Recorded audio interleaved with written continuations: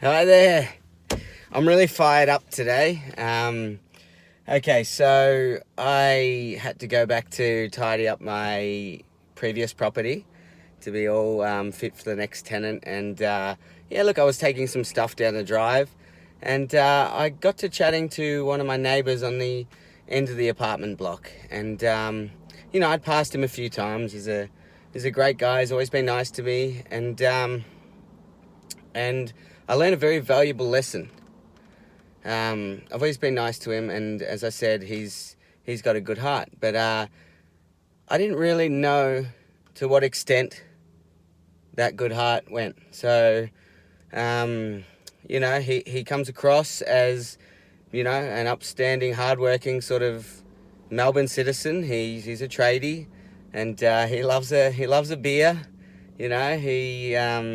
I didn't think anything bad of him, but I didn't know to what extent that he did. So we were in conversation, and we spoke about a lot of things. We spoke about, the beach, the weather, summer this year so far being weird, girls, you name it. And I forget which conversation it was in, but he let slip that his girlfriend or wife had passed, and I wasn't aware of this. I was just under the impression that they'd broken up because I stopped seeing her around, and it was really, really interesting. He had before she passed on, she had a serious illness, and he'd actually given one of his kidneys to her so that she could survive what she had. And I don't know the medical problem that is, but I was pretty shocked. And then he said that because he did that, her immune system was shot, and she contracted bowel cancer. And they couldn't operate because if they were to touch the kidney that he had given her, then she would instantly die. So, with her immune system gone, she only had a few months left to live. And it was inevitable, and she passed away. And he opened up and said that he got to drinking and drugs, and he was just laying around eating, and he was very depressed. And it made me think, wow, this man's been through so much. And then he was telling me that one day he just decided enough was enough, and he went hiking.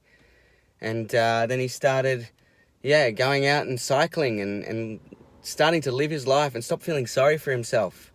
And so I say to you now, whatever problems you have, someone has bigger problems. If someone like that loses someone so close to him, but then turns around and says, no, this is not what she'd want, and this is not how I'm going to live my life, then how big are your problems? In the last 2 weeks, I've met some of the most inspirational, just everyday people.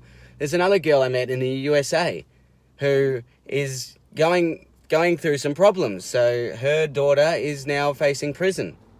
Imagine if you had a kid and they were going to prison for, for the murder of her own child, the accidental murder. But imagine going through that, and yet I said to her, and people are not used to hearing this. I said to her, my heart's with you, and I'm sorry, but let me ask you this.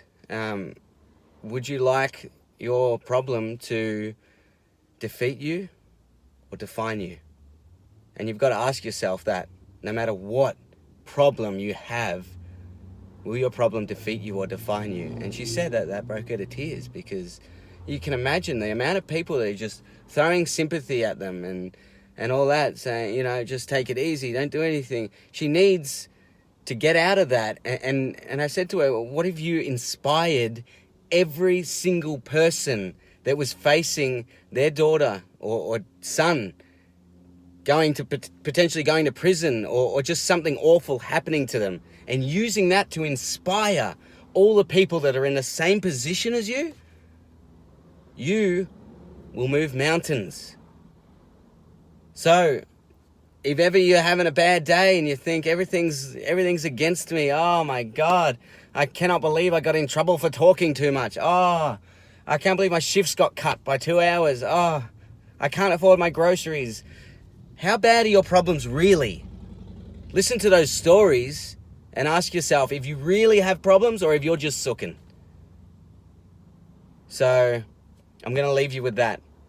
Very, very strong words. And I ask myself every day, if I'm sooking in my own head, I say, will my problems defeat me or define me?